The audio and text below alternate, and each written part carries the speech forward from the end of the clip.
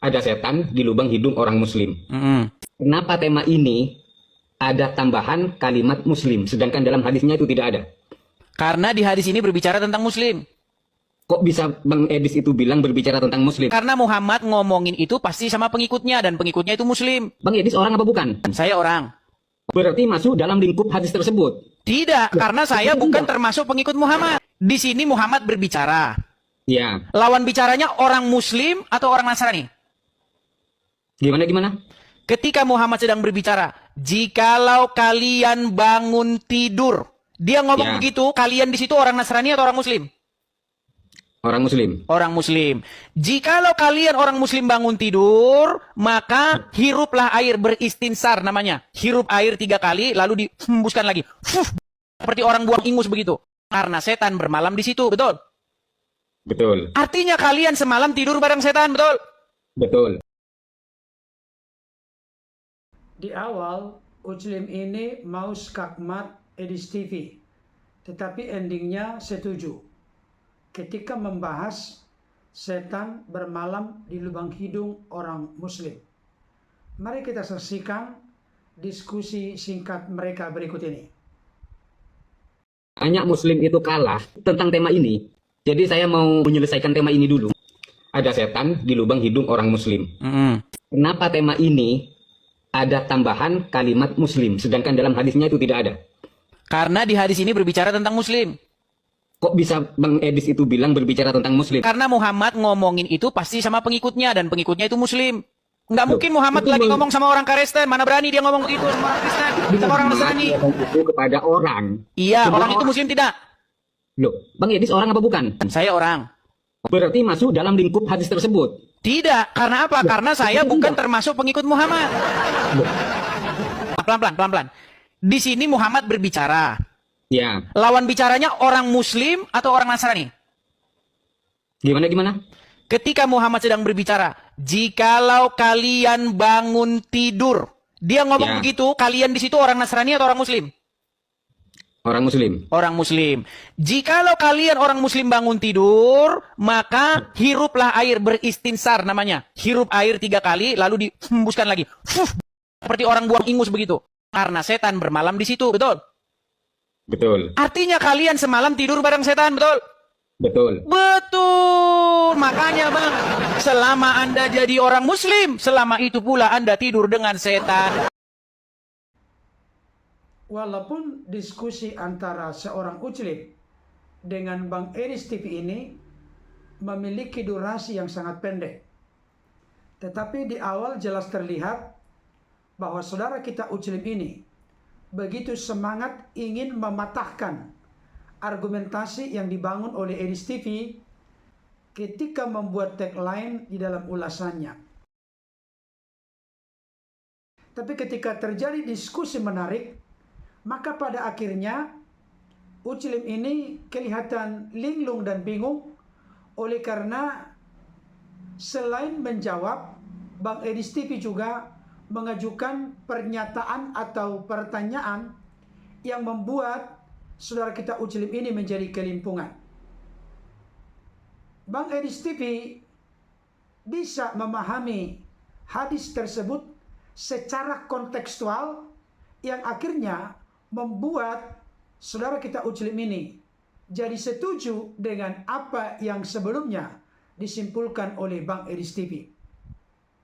Memang perlu kita soroti bahwa saudara kita Uclim ini tidak ada kesan membantah adanya hadis yang mengatakan bahwa setan bermalam di lubang hidung orang muslim, seperti yang disetir oleh Bang Edis TV.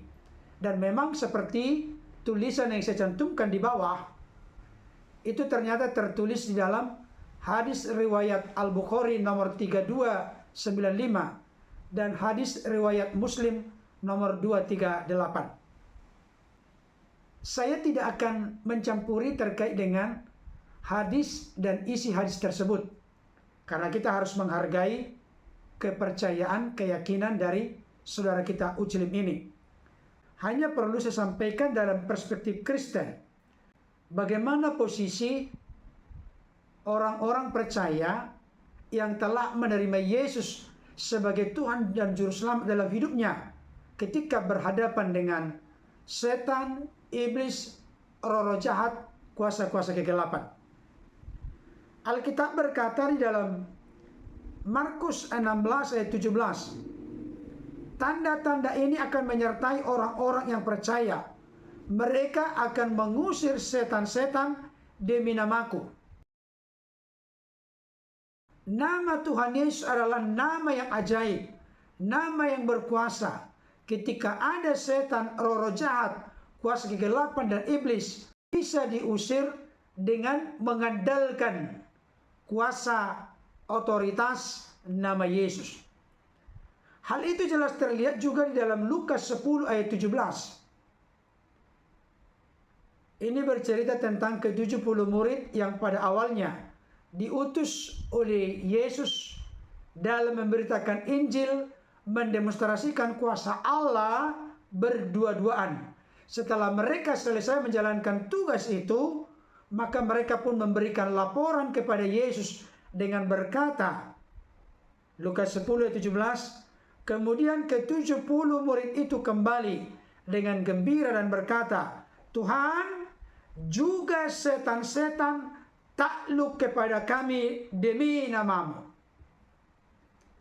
Jadi ketika mereka diutus untuk memberitakan Injil, mereka diperlengkapi dengan kuasa melenyapkan segala penyakit dan kelemahan, termasuk mengusir setan-setan, di mana setan-setan juga tunduk dan takluk kepada para murid demi nama Yesus. Kuasa nama Yesus, kuasa yang dahsyat, bukan hanya menyembuhkan, tapi juga menaklukkan kuasa iblis, setan, roh-roh jahat, kuasa-kuasa kegelapan. 1 Yohanes 4 ayat 4 menegaskan, kamu berasal dari Allah, anak-anakku, dan kamu telah mengalahkan nabi-nabi palsu itu, sebab roh yang ada di dalam kamu lebih besar daripada roh yang ada di dalam dunia. Kita perlu mengerti dan menyadari roh Allah atau Roh Kudus ada dalam diri kita. Hal itulah yang memungkinkan kita terbuka percaya mengakui Yesus Kristus sebagai Tuhan dan Juru Selamat.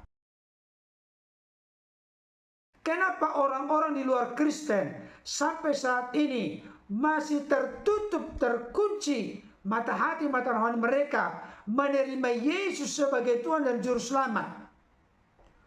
Oleh karena mereka belum memiliki Roh Kudus.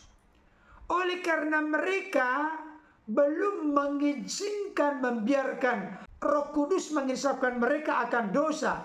Oleh karena tidak percaya kepada Yesus, sehingga sebenarnya harus terbuka percaya kepada Yesus. Orang diinsapkan dari dosa, tidak percaya kepada Yesus, itu melalui karya dari Roh Kudus. Ternyata bukan hanya mendorong kita mengaku Yesus sebagai Tuhan dan Juru Selamat, Roh Kudus juga yang ada dalam diri kita merupakan otoritas dan kuasa Allah yang dahsyat, yang memungkinkan kita bisa mengalahkan segala kuasa-kuasa yang ada di dunia ini, baik iblis, setan, roh-roh jahat, dan kuasa-kuasa kegelapan.